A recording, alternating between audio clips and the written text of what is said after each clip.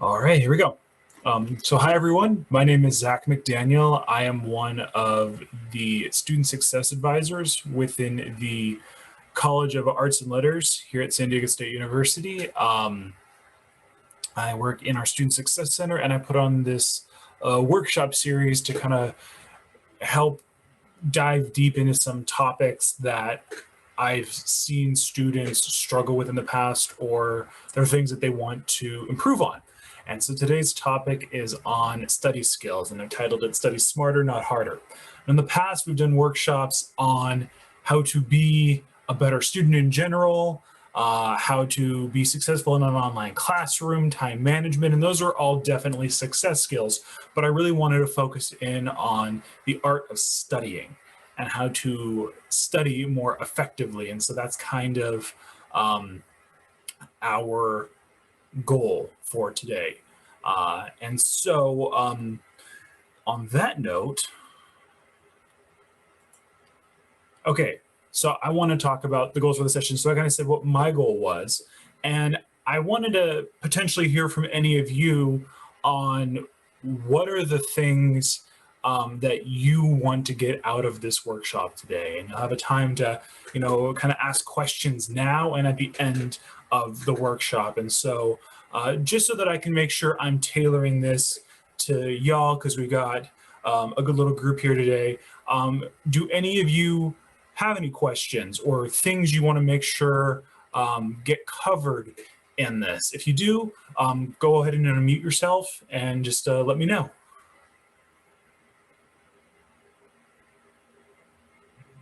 I would say that something that really interests me is to be able to get the most, knowing I'll be productive with my readings and wherever I'm trying to get from them, and anything that I'm studying, just trying to get what are really important and it's not only the general. That makes total sense. Yeah, we'll definitely kind of dive into that and ways that you can really make sure you're getting the most out of your study sessions and really understanding what the most important topics are and the information is. So that's great. Thank you for sharing. Does anyone else have anything particular that they wanted to get out of today's workshop? Yeah, for me, I would say the same. And also, I really like the concept to study smart, not hard. So I think I study really hard, but not smart. Why? Because, for example, one of my classes, the professor assigned 9 books. And I'm not speaking about like small booklets. No, it's at least 600, 700 pages. So I feel like I am overwhelmed with the books. I feel like I'm missing something because when I attend the class, I don't feel like I can bring out the information that I got from the books because of how many books I read. Absolutely. Yes. Thank you. No, that totally makes sense. Critical reading and those skills are very important and become very pertinent in college because you are asked to read so much. In the past, I've done a whole workshop on that, and so after this, I'll try to upload some material to the Cal homeroom in Canvas, so that there might be some additional resources specifically on reading that might be helpful to y'all. So thanks for sharing. Let's dive in. Or does anyone else have any? Yeah, this is Yinglu Gao. So because the disease COVID-19, so recently I don't have too much motivation to study. That's my problem. Also, and one more thing is that, so I need to know more study skills. So for example, if just use the same time, but others maybe study more important parts from a book, but I just waste some time. So I just want to know more study skills. Yeah. Thank you for all sharing. No, this is great. This is helpful to me so I can make sure that I can kind of focus in on those topics in particular. All right. So I just had a quick question. Sorry. Yeah, no, absolutely. You said that you would post things on like the Canvas. Where can I find that? This workshop was recommended to me by one of my professors. He like sent out like little what's it called? Like just like a email saying like, oh, hey, I don't know if any of you guys want to attend this workshop. So then I'm here. How can I get to those uploads that you're talking about? Yeah, so I do upload these recordings onto the College of Arts and Letters YouTube page. And then what I do is I link those within Blackboard and Canvas. You'll have, all your classes should be using one of those. And there's usually like, you have like a class page. But then all students in the College of Arts and Letters are enrolled in like a homeroom. And so if you find that homeroom on when you log into Canvas, because we're kind of moving away from Blackboard, you should see the Cal homeroom. And I've created like a success skills page within that homeroom. And that's where I'll be posting links to these videos and additional helpful resources. Okay, thank you so much. Absolutely. It's a new thing. So we're slowly growing it. And as I find new resources that I think are really helpful, I'll be posting them. So it's still pretty new and there's not as much content, but we're hoping to grow that, especially now that we're all working virtually. And those are the kind of resources that seem to be really beneficial at the moment. Okay, so let's dive in to our first strategy for studying. And that's really about creating the perfect setting. And I think this is even more important now that we don't have the opportunity to move between necessarily different studying locations. A lot of us are stuck at home or wherever we're under quarantine right now, so we don't always have access to the library at SDSU or a coffee shop. And so it's going to be really important to make sure that you are creating the most ideal environment for yourself wherever you're at. So the first step, I think, is creating a regular study schedule. You are going to benefit the most when you study at the same time consistently. When you have really infrequent study sessions and they're all over the place and they all go for wildly different amount of times, it confuses your brain and it makes it harder to focus in because it's always something new and different. When you're consistent with your study time on the same day from the same time, it's easier to train your brain to kind of move into a studying mindset. And so that's something to really think about. Looking at your schedule, when are you in class? When do you potentially have to go to work? When do you have your other commitments? Making sure you're scheduling in study time and that it's consistent. And that's going to really benefit you. And so, it may be hard to do that for a full week at the moment, but if you can just create at least 1 or 2 times during the week where you regularly study, that will be a really good first step.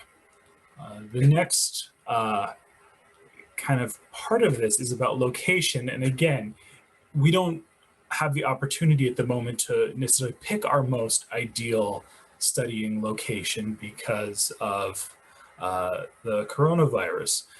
And so it's really important to think about how you can make your situation ideal. I encourage students to find a place within wherever they're quarantining and make that a designated study and school space. So whether it's a desk or a table or a corner of your room or whatever it is, try to find a space that's specifically set aside for studying. That way, again, you can kind of slip into that study mindset when you're there.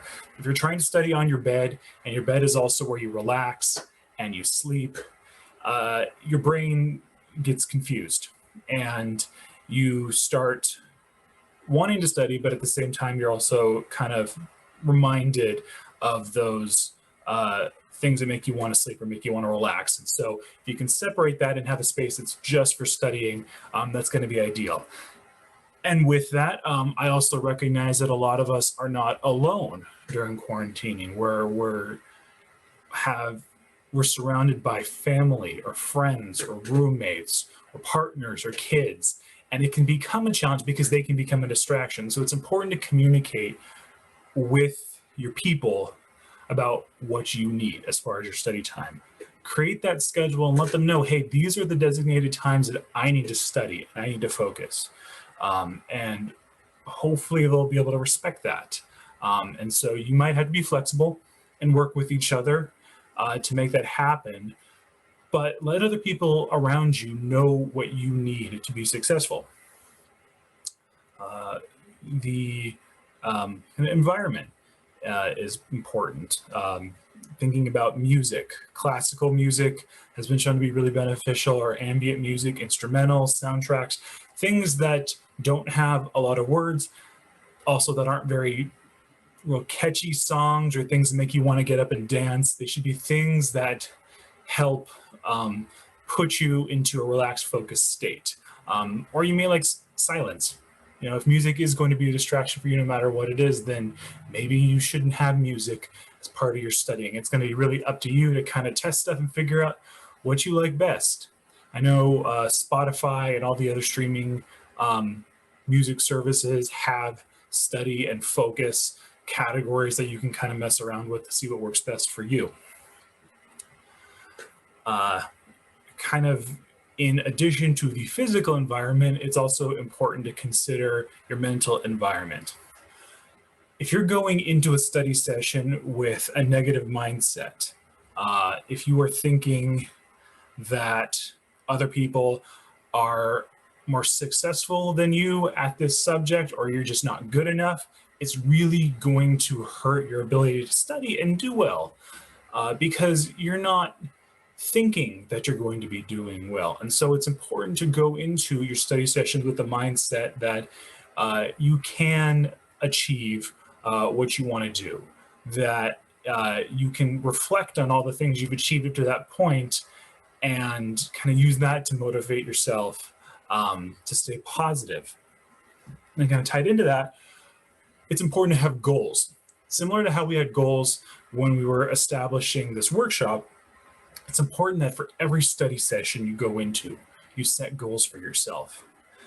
They can be really vague, but often the best goals are the ones that are more specific. So you have to read 300 pages of a book.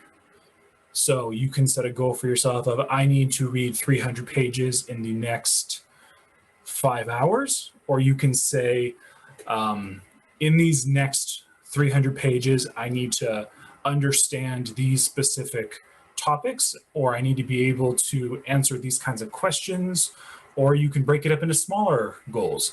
Say, you have 300 pages, you can say, I'm going to read the next 50 pages in this hour or an hour and a half, and then I'm going to write a summary on it. Set goals that are manageable for you, but that always allow you to reflect back on what you're working towards. It can be hard to really focus when you don't know why you're studying, when you don't really see how this specific session fits in to the larger study session. And so just make sure that you're giving yourself some sort of goal that you can be working towards. All right, next. So with the idea of setting up your study schedule, I want to introduce you to spaced practice.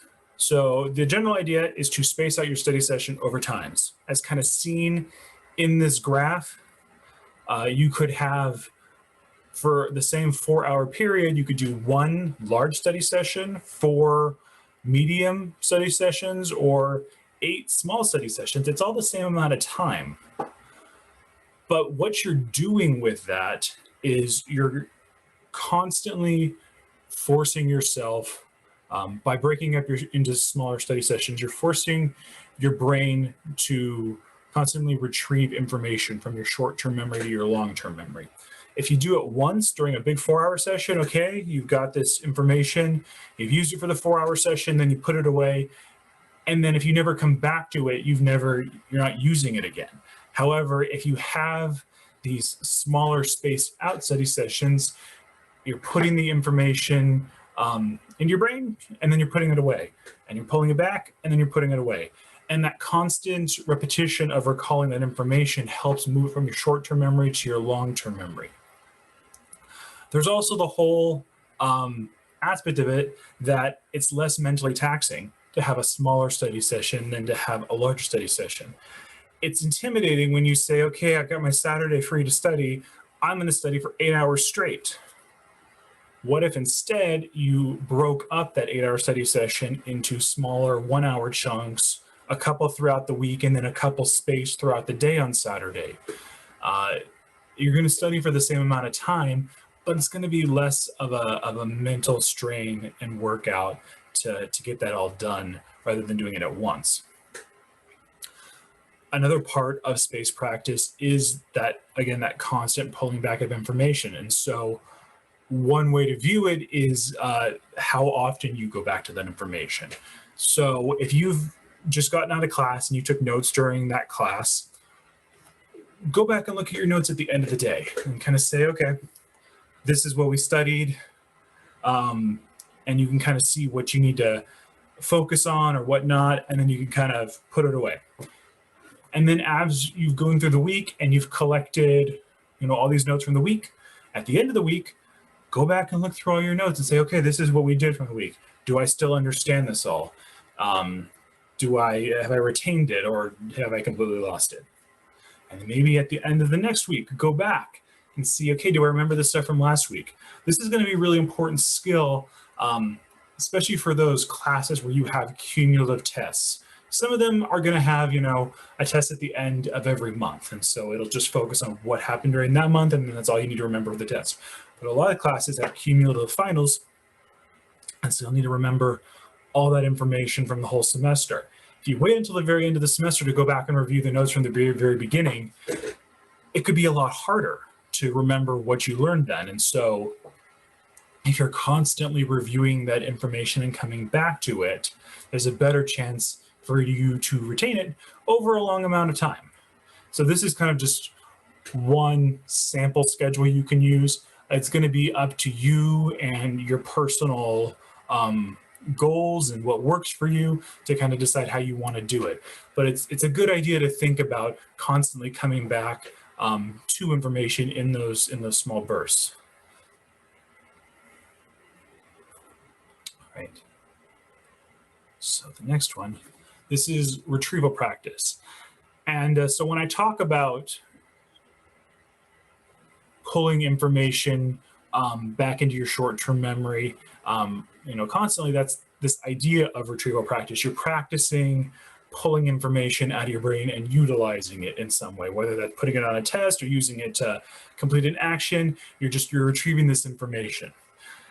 And some of the best ways to do it are to do what I like to call a brain dump, where you put away all the materials, all the books, all the notes, you set that aside, you're not going to look back at it. And then you're going to put a piece of paper in front of you, and you're just going to dump everything that's in your memory of the things that are related to the subject, and you're going to put it all out on the paper. That's going to tell you what you know about the subject relatively easily, what comes to your brain the most often. And then as you look back at it, you'll see, oh, these are the subjects that I didn't remember. These are the topics or the facts that weren't as easy to retrieve. And these are the things that I need to focus more on with my studying because I don't have as good of a grasp on those, or I don't recall those as easily. And so that's kind of a good way to practice studying, especially for tests, because a lot of the times with tests, they'll give you a piece of scratch paper. And so you can almost simulate that testing environment by doing a brain dump, which is something you might do then on your actual test. And speaking of tests, another great way to do retrieval practice is to do as many practice exams and quizzes as possible. The more often you can practice taking a test, the easier it's going to be when you actually have to take the actual test. So I usually suggest students talking to their faculty, their professors, and saying, hey, do you have practice exams or past exams you're going to give us, or that can have access to? If not, can you connect me with a former student that might be able to provide information on that? Or you can create your own exams and trade them with friends or people in your classes. That's just another good way of practicing retrieval.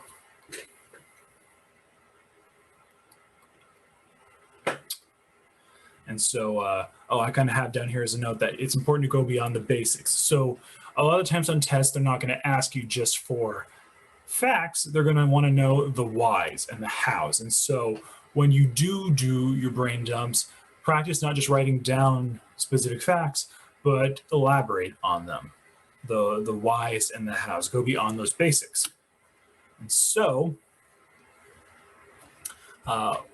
one of the ways you can do that, here, I'll come back to the previous slide, is elaboration. So, if you have an idea, can you explain it in as many details as possible? Ask yourself questions while you study and find the answers. That's a really good thing to do when you're reading. Some of you mentioned having to read all these books and making sure you're getting the most out of the information. Set yourself up some specific chunks, whether that's each chapter or each certain number of pages, and then create questions for yourself. Ask yourself during it, do I understand what's going on? Can I summarize that in my own words? Do I understand what the topic is or what the author is trying to convey? Constantly be thinking about those kind of things as you're going through and answering them, because that's going to tell you if you're retaining the information or not. And it's also going to help you, practice for exams. If you're creating reading questions as you're going through and answering them, you're essentially giving yourself practice questions for a test. Another way to kind of interact with the information is to describe similarities and differences, do pros and cons. Think about what you're reading or what you're working on, and ask yourself, does this make sense? Was this right? Was this a wrong choice that the character made? Or that, if it's a history textbook, did these people make a good decision or a bad decision? Why or why not? How could they have done it differently? These are the kind of questions your professors are going to ask you, so you might as well start asking them to yourself as you're reviewing the material. And then make connections to your life using concrete examples. So if you're reading something more theoretical, think about, are there examples in my own life that where I've seen this or that I can relate to? Because that's going to help you better understand the material and better remember it. The more connections you can make to this material, the more likely you are to remember it. Now I want to go back to this idea called the Feynman Technique. And this is kind of on that idea of doing a brain dump or an elaboration. So you take a topic. There's so many topics within the College of Arts and Letters, and I'm not going to try to pick one specifically, but think about how you would teach it to a child. So, or teach it to a 5-year-old. Say, could I do that? Could I explain the causes of World War I to a 5-year-old? And how would you do that? And then practice doing it. Practice doing it to people of any age. Think about how can you simplify this story as much as possible and explain it to someone without looking at notes in your own words. Once you've done that, think about, okay, I tried to tell the story, but I forgot these specific facts, or I didn't include these, or I made it too simple and I missed these other relative elements that are also kind of important to that. Then refine your story. Figure out, okay, how can I keep this simple but also include this other important information? And then do it again. And then that becomes a cycle. And as you do that, for any topic you try to apply this technique to, you've created kind of a really condensed summary for yourself of what that topic is and all the important information. And you've kind of gotten rid of all the other stuff that's just there, that's extra, but isn't really important. You know, as you're talking about really reading, you know, 500, 600 page book, think about, okay, can you summarize a chapter or can you summarize the whole book? What are the important things that came out of it? If you had to, you know, tell someone like a one paragraph summary, and then what were the things that, okay, I told the summary, but then I forgot these certain things, or I left these out, or I guess I said that, but that wasn't really that important to the topic. Refine your story and then go back at it again. And the more you do this and interact with the material, the better you're going to be able to understand what the big ideas are, what the point was.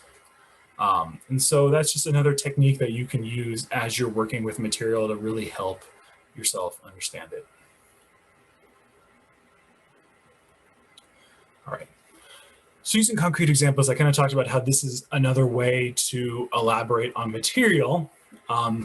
But using concrete examples is a great way to understand abstract ideas. Every theory is based on a kind of understanding of reality. So, but it can be really important that as you're studying theories in languages, in philosophy, in writing, everything's got theory in it.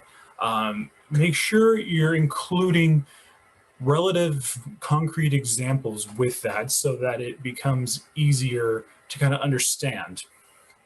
It can be really hard to explain a theory in, like, if you have to write about it. But if you make sure that you have concrete examples, real life examples that demonstrate the theory or that demonstrate abstract ideas, it becomes a lot easier to talk about it because then you have something you can refer back to as an example. So as you're going through your courses and your readings and you're coming across abstract ideas, make sure that you're including examples from the lecture and the reading so that you have those to kind of refer back and just pair those together so that whenever you think about that abstract idea, you have that concrete example immediately with it.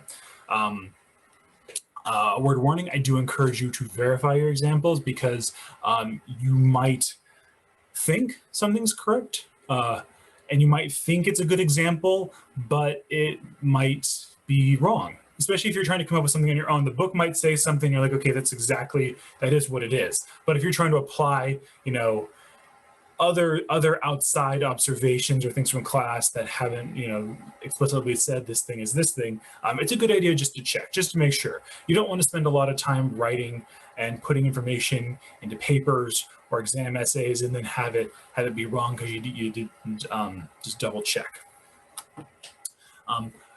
And finally, I think using your own experiences will be most beneficial. You can have examples that come from the real world or that, you know, that come from your textbook. But if you can find things in your own life that you can apply these abstract ideas to, those are going to be what are easiest for you to remember because you've already got these personal experiences that you've gone through that are already a part of your history. And so it can be easier then to apply these abstract ideas to the examples you already remember instead of having to learn new things. And that's kind of why I included the mirror picture to kind of remind you to reflect on your own life experiences and see how your own lived experiences can be applied to some of these abstract concepts. Right. So dual coding is the next skill and strategy I wanted to talk about. And really what that is using different learning styles combined to gain new knowledge. So similar to, you know, what this picture is saying, verbal and visual.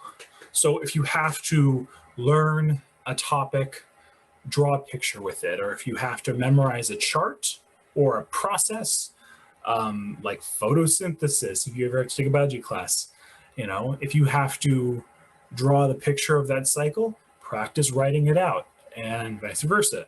If you can write out the process, practice drawing the picture of the cycle. If you need to remember a timeline for history, write it out, and then maybe also draw it. You can do pictures, what did I have here? Oh, create infographics, cartoon strips, diagrams. So if you can get fancy with your pictures. It doesn't have to be one thing. It can be a whole chart or diagram, and practice drawing that from memory. Again, that's kind of goes back to that whole retrieval practice that it's great if you can create something to help you remember it. But if you're going to struggle to remember it at will, then it doesn't really become helpful. So if you're going to create this kind of new framework for understanding something, make sure you practice it over and over again. So if you have to learn a chart or a timeline or a graph, create it over and over again until it's second nature. Other codes. Reading out loud can change how you interact with the material. This is one I incorporated a lot during my own undergraduate experience.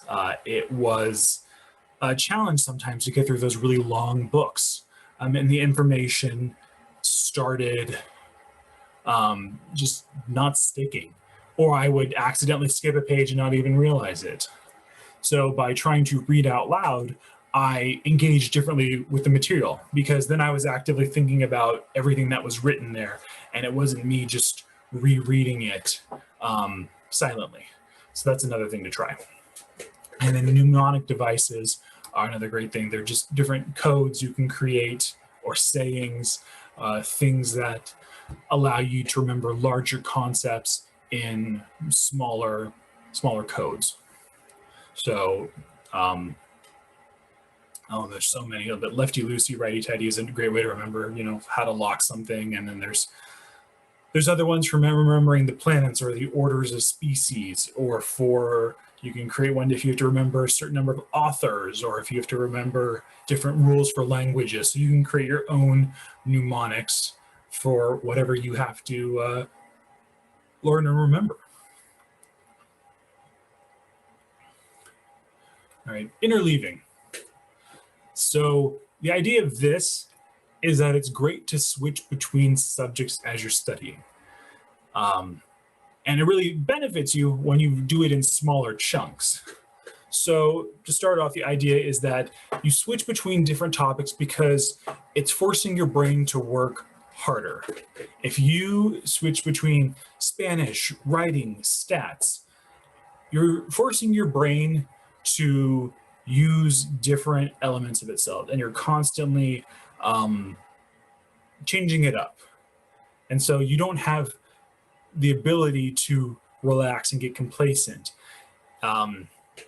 If, for example, you're just switching between things that are too similar, like let's say different languages, so Japanese, French, German, they can be different depending on how extreme the difference is, but maybe languages like Spanish and French, if you do those back to back, it can be harder to really separate them, and you don't get that benefit of forcing your brain to try something new.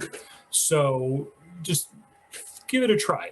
Let's say you're in a writing class and a math class and a history class. Put the different subjects next to each other, because it not only forces your brain to work harder, but again, it goes back to that whole retrieval practice of, if I do something in a small chunk and then I come back to it again in a small chunk, I'm constantly trying to retrieve that different information. And when you do study two very different subjects side by side, you start to kind of see where they interact. Where do statistics and writing interact? I can't tell you exactly what that is or how you'll interpret it, but it can also help you understand the material better if you start looking at it from a different perspective. If you are doing a classics and humanities class and you switch over to Spanish, how will what you learned in classics and humanities influence how you approach what you're doing in Spanish? So this is just something to think about. But I also encourage you not only to switch between subjects, but switch between activities too. You're constantly going to be keeping not only your brain, but your body from getting complacent by constantly changing up those activities. So, if you have a gap between two study sessions, take breaks. Go outside and go exercise, or exercise inside if you don't feel comfortable exercising outside. That's fine. Or sleep, like this person here. Make sure you're taking enough naps and getting enough hours of sleep at night. So constantly changing things up will allow your brain to just stay fresher. And so the final note on this is to switch subjects when you lose focus. So the ideal study session I've kind of talked about is between 30 minutes and an hour. After that, it can become a lot easier to lose focus. And if you're studying for 4 hours, but you're really only focused for 1 hour of it, you've just lost 3 hours of real productive time. So this equation here, work accomplished equals time spent by intensity of focus. So if you can stay focused for 30 minutes, do that. And then when you find your focus, slipping, switch it up, change what you're studying or change your activity. Find something else you can focus on, and then come back to it when you find your focus is better. And this is something you'll get better and better at time. If you start, okay, my focus limit right now is 30 minutes. I can do 30 minutes of intense studying, and then I start to lose it. That's great. Next time, try 40 minutes. Try to lengthen those every time so that you can kind of build up to that 1 hour or maybe longer.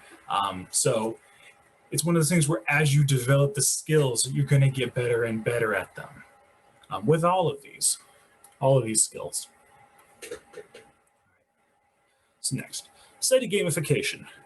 Really what this comes down to is reward yourself for what you're learning. I talk about this in the motivation workshop, which is coming later this semester, but it's really discouraging when you don't recognize all the things you've achieved.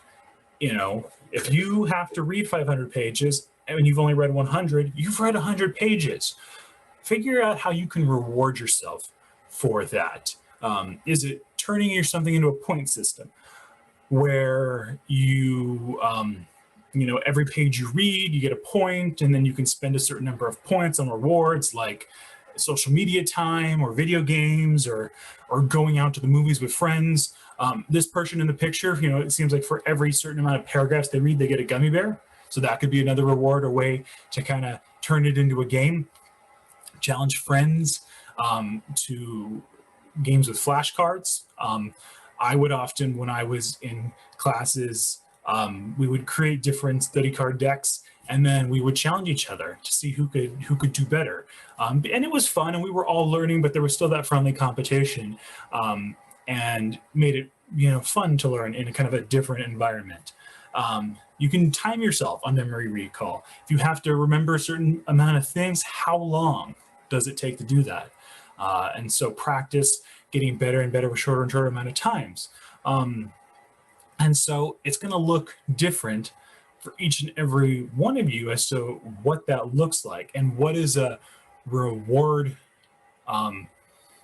what is rewarding for you for achieving your goals. So think about that as you're studying. You can have big long-term goals as far as what you're working for. Getting a degree, getting a job, moving up in your career, but having those smaller study goal sessions that I mentioned earlier, having a goal for every session you study, reward yourself for achieving that. It's going to help with the motivation, and it's going to help you recognize all the hard work you've been putting in and make it harder to just ignore that. All right.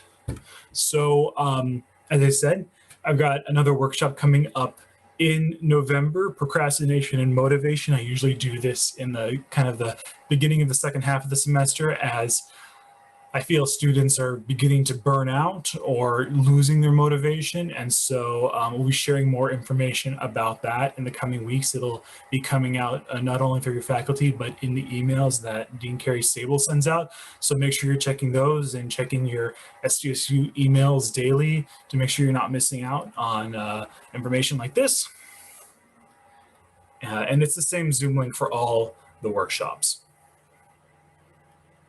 And so I just want to thank you all for being here today. This is my contact information, zmcdaniel@stsu.edu. I am one of the student success advisors, and I do these workshops, but I also meet with students one-on-one. So if you ever feel like you need more support or specific support, or you need just a longer one-on-one session to help kind of figure out some skill development, I'm always happy to work with students on that kind of stuff. In addition to planning classes, getting connected with campus resources, all that kind of stuff.